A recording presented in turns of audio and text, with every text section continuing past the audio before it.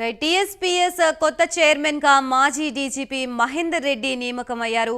మహేందర్ రెడ్డి నియామకాన్ని గవర్నర్ తమిళిసై ఆమోదించారు.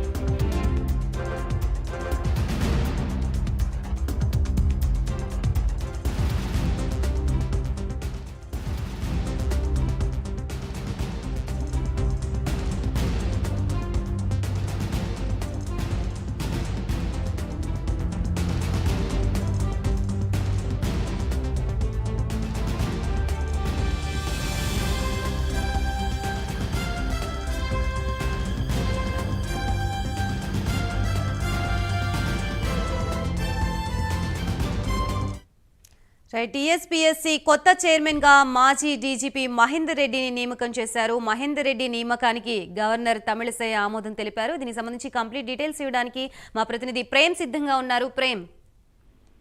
Thank you Gayatri.